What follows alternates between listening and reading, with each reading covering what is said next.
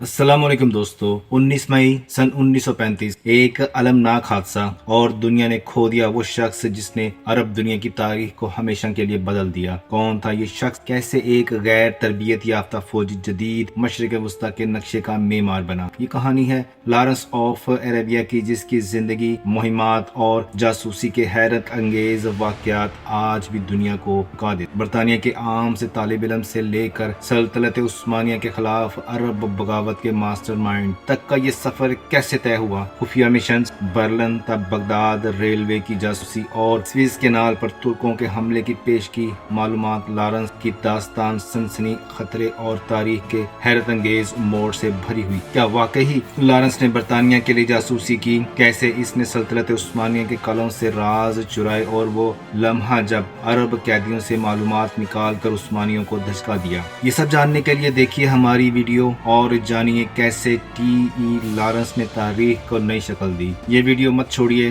अभी देखें और जानिए वो राज जो तारीख की किताबों में छुपे हुए हैं। मशरिक वस्ता का जो नक्शा आज हम अपनी आंखों के सामने देखते हैं, ये हमेशा से ऐसा नहीं था। इराक, शाम, उर्दन और सऊदी अरब जैसे कई ममालिक पर मुश्तमिल ये खित्ता एक वक्त में सल्तनत उस्मानिया के ज़ेर नगी था। लेकिन फिर पहली जंग अजीम के हंगामों में इत्तेहादी कुव्वतों के फैसलों ने इस सरजमीन को तकसीम कर दिया। इन्हीं फैसलों के नतीजे में जदीद मशरिक वस्ता की बुनियाद रखी गई और इस पूरी तारीख में एक नाम सब पर छाया रहा, टी.ई. लॉरेंस, जिसे दुनिया लॉरेंस ऑफ अरेबिया के नाम से जानती। Winston Churchill, David light, George और लॉर्ड किसिंजर जैसे बरतानवी रहनुमाओं के साथ टी.ई. लॉरेंस ने न सिर्फ तारीख का धावा बदला बल्कि अपनी गैर मामूली सलाहियतों से एक अफसानवी हैसियत हासिल की। हैरानकुन बात यह है कि लॉरेंस ने कभी बाज़ाब्ता फौजी तरबियत हासिल नहीं की थी, मगर इनकी मुहिमात ने मशरिक वस्ता की तकदीर पर अनमिनट नकूश छोड़े। लॉरेंस की इब्तदाई जिंदगी में शायद ही किसी ने सोचा कि ये लड़का एक अजीम अस्करी मुहिमजू बनेगा। शुमाली वेल्स में सन 1888 में पैदा होने वाले लॉरेंस का रुझान आसार कदीमा की जानिब था। तारीखी मकामात और कदीम तहजीबों से इनको मोहब्बत थी और यही मोहब्बत इन्हें शाम, फलस्तीन और लबनान जैसे खित्तों में ले गई, जहां उन्होंने न सिर्फ इल्म हासिल किया बल्कि अरब सकाफत और जुबान से भी गहरा ताल्लुक पैदा किया। 1906 में फ्रांस के किलों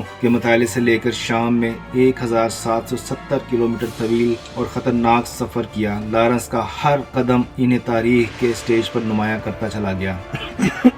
इनकी हिम्मत और जुर्रत का यह आलम था कि एक मौका पर गोली लगने के बाद इनकी मौत की झूठी खबर तक शाया हो गई, मगर लॉरेंस ने पलट कर तारीख में ऐसा नाम कमाया कि आज भी इनका जिक्र एक हीरो के तौर पर होता है। कारकमेश के कदीम खंडरात की खुदाई के दौरान उन्होंने अरब रवायात को बहुत करीब से जाना और यही तजुर्बात बाद में तुर्कों के खिलाफ अरब बगावत मुनज़्ज़म करने में इनके काम आई। यही नहीं, बाज़ मौरखीन तो ये भी कहते हैं कि लॉरेंस ने इस जमाने में बरतानिया के लिए जासूसी भी शुरू कर दी। खास तौर पर बर्लिन तक बगदाद रेलवे के मंसूबे पर इनकी नजर थी। स्कॉट एंडरसन की किताब लॉरेंस इन अरेबिया इंकशाफ करती है कि बज़ाहिर कदीम आसार की तलाश का ये सर्वे दर हकीकत बरतानवी मिलिट्री ऑपरेशन का एक खुफिया मंसूबा था, जिसका मकसद उस्मानी अफवाज के स्विस केनाल पर मुमकिन हमले की तैयारी का जायजा लेना था। लॉरेंस और वली बतौर सिविलियन इस मिशन में शामिल हुए, जहां इनकी मुलाकात कई इंटेलिजेंस अफसरान से हुई। सन 1914 में आलमी जंग छिड़ते ही लॉरेंस ने बरतानवी इंटेलिजेंस में शमूलियत अख्तियार की और जल्द ही फौज में सेकंड लेफ्टिनेंट के ओहदे पर फाइज हो गए। जंग के बादल छाते ही उस्मानी सल्तनत जर्मनी और हंगरी के इत्तेहाद के सामने बरतानिया, फ्रांस और रूस खड़े थे। काहिरा के इंटेलिजेंस डिपार्टमेंट में लॉरेंस को तुर्क फौजी और सियासी रहनुमाओं की खुफिया मालूमात इकट्ठी करने की जिम्मेदारी मिली। तुर्क कैदियों से इंटरव्यू के दौरान लॉरेंस ने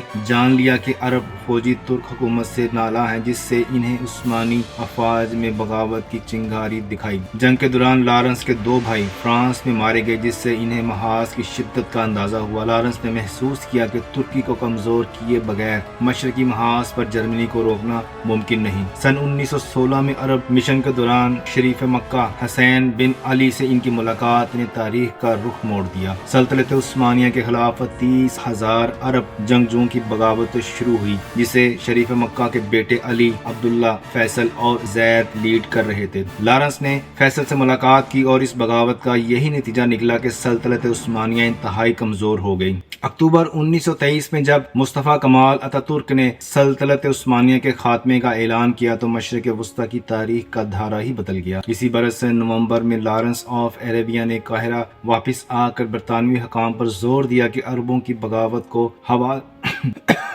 اکتوبر 1923 میں جب مصطفیٰ کمال اتاتürk نے سلطنت عثمانیہ کے خاتمے کا اعلان کیا تو مشرق وسطیٰ کی تاریخ کا دھارا ہی بدل گیا۔ اسی برس سے نومبر میں لارنس آف عربیہ نے قاہرہ واپس آ کر برطانوی حکام پر زور دیا کہ عربوں کی بغاوت کو ہوا دینے کے لیے اسلحہ اور مالی وسائل کی فوری فراہم کی جائے۔ برطانیہ پہلے ہی عثمانیوں کے خلاف عرب بغاوت کی حمایت کا فیصلہ کر چکا تھا، جس کے بعد لارنس کو شریف مکہ کے بیٹے فیصل کی فوج میں رابطہ کار مقرر کیا۔ ڈیوڈ مرفی کے مطابق لارنس کو عرب بغاوت میں غیر معمولی اثر و رسوخ حاصل ہو گیا تھا، یہاں تک کہ انہوں نے خود کو اس تحریک کا دماغ قرار دیا۔ ان کا سب سے اہم مشن عثمانیوں کے خلاف گوریلا جنگ کو منظم کرنا تھا۔ انہوں نے سامان رسد کی سپلائی لائن پر کاری ضرب لگائی، پل اڑائے، ریلوے پٹریاں تباہ کی اور دمشق سے مدینہ تک ٹرین کی آمد و رفت تقریباً ناممکن بنا دی۔ ترک فوجیوں کے لیے یہ کاری ضرب تھی جو انہیں بے بس کر گئی۔ لارنس کے دھماکوں میں مہارت ایسی تھی کہ بدوؤں نے انہیں امیر ڈائنامائٹ کا لقب بھی دیا۔ ان کی قیادت میں عرب جنگجوؤں نے 1917 میں بحر احمر کے شمالی کنارے پر عقبہ پر 2 ماہ کی جدوجہد کے بعد تاریخی کامیابی حاصل کی، جو ترکوں کے لیے ایک بڑا گا تھا۔ لارنس نے عرب سرداروں کو ترکوں کی شکست کے بعد مال غنیمت اور برطانیہ سونے کے سکوں کا وعدہ بھی کیا، ساتھ ہی مکمل آزادی کے خواب بھی دکھائے۔ تاہم یروشلم کی جانب برطانوی جنرل ایڈمرل انتہائی کی قیادت میں پیش قدمی کے ساتھ ہی عرب بغاوت کو جوڑنے کی لارنس کی کوشش مکمل طور پر کامیاب نہ ہو۔ یہ داستان نہ صرف جنگ کی حکمت عملی بلکہ دھوکہ دہی، بہادری اور مشرق وسطیٰ کی تاریخ میں لارنس آف عربیہ کی پراسرار شخصیت کی عکاسی بھی کرتی ہے۔ آخرکار سن 1914 میں لارنس نے ملٹری انٹیلیجنس کے لیے کام شروع کیا اور پھر جو تاریخ رقم کی وہ ہمیشہ کے لیے امر ہو گئی۔ ان کی کہانی سازشوں، مہمات اور بہادری سے بھری پڑی، جس نے مشرق وسطیٰ کی سیاسی بساط کو نئے سرے سے ترتیب دیا۔ جب ایک قتل نے عالمی جنگ چھیڑ دی تو لارنس کی کہانی ایک ناقابل فراموش باب بن گئی۔ اسکاٹ اینڈرسن کی کتاب لارنس ان عربیہ کے مطابق شام کے علاقے درعا میں لارنس کی ترکوں کے ہاتھوں گرفتاری اور مبینہ تشدد کی داستان آج بھی متنازع ہے، لیکن یہ واقعہ اس کی زندگی پر گہرے جسمانی اور نفسیاتی زخم چھوڑ گیا۔ تشدد سے بچ نکلنے کے بعد لارنس سے یروشلم کی فتح کے جشن میں شریک ہوئے اور پھر شریف مکہ کے بیٹے فیصل کی فوج میں شامل ہو گئے جو شمال کی طرف پیش قدمی کر رہی تھی۔ اب تک لارنس برطانوی فوج میں لیفٹیننٹ کرنل بن چکے تھے اور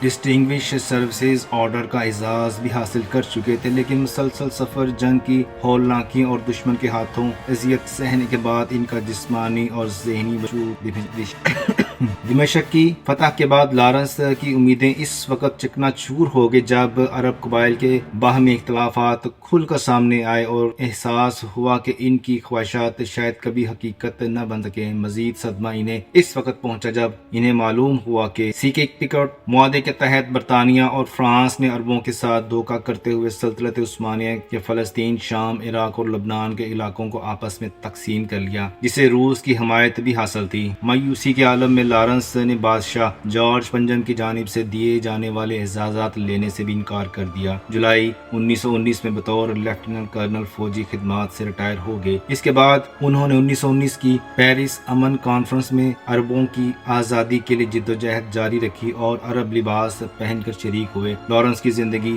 جنگ کے ہنگاموں، سیاست کے دھوکوں اور خوابوں کی شکست کی کہانی ہے۔ آج بھی سنسنی اور حیرت کی علامت ہے جو تاریخ کے صفحات میں ہمیشہ زندہ رہے گی۔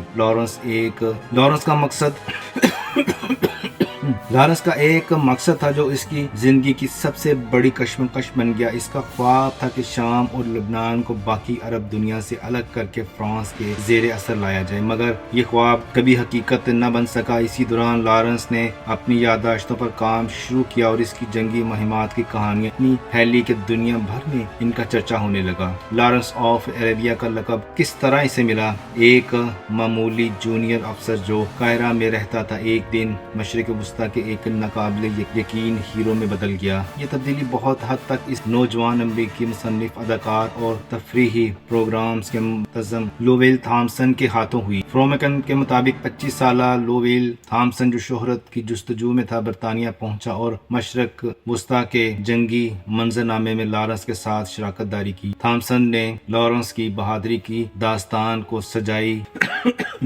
لارنس آف عربیہ کا لقب کس طرح ملا؟ ایک معمولی جونیئر آفیسر جو قاہرہ میں رہتا تھا، ایک دن مشرق وسطیٰ کے ایک ناقابل یقین ہیرو میں بدل گیا۔ یہ تبدیلی بہت حد تک اس نوجوان امریکی مصنف، اداکار اور تفریحی پروگرام کے منتظم لوویل تھامسن کے ہاتھوں میں ہوئی۔ فرومکن کے مطابق 25 سالہ لوویل تھامس، جو شہرت کی جستجو میں تھا، برطانیہ پہنچا اور مشرق وسطیٰ کے جنگی منظرنامے میں لارنس کے ساتھ شراکت داری کی۔ تھامس نے لارنس کی بہادری کی داستان کو سچائی کے رنگ میں پیشی کرنے کا فیصلہ کیا اور اس کے ساتھ عربوں کی بغاوت کو ایک سنسنی خیز کہانی میں تبدیل کر دیا۔ تھامس نے لارنس کی کہانی کو بڑے شاندار انداز میں پیش کیا اور اسے ترک سلطنت کو تباہ کرنے والے عرب بغاوت کا ہیرو بنا دیا۔ اس میں مزید سنسنی خیز باتیں ایڈ کی گئی تاکہ یہ کہانی قارئین کے دلوں کے چھو سکے۔ اس کے شو لاسٹ کروسیڈ نے نیو یارک سے لے کر لندن تک دھوم مچا دی اور 6 ماہ بعد تقریباً 10 لاکھ لوگ اس کا شو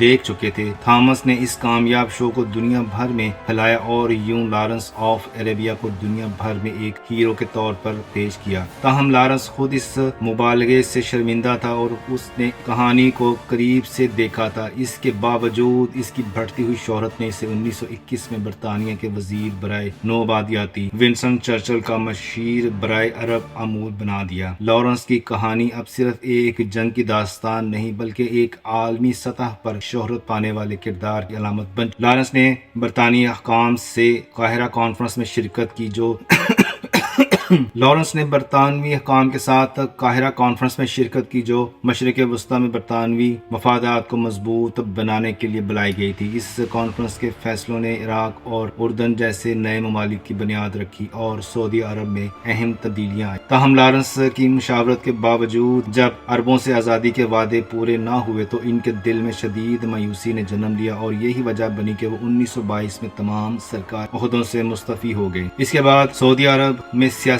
حالات تیزی سے بدلے جب ابن سعود نے حجاز اور دیگر علاقوں میں اپنی حکمرانی کا آغاز کیا اور 1932 میں سعودی عرب کے نام سے ایک نئی سلطنت کی بنیاد رکھی۔ لارنس کے بعد سعودی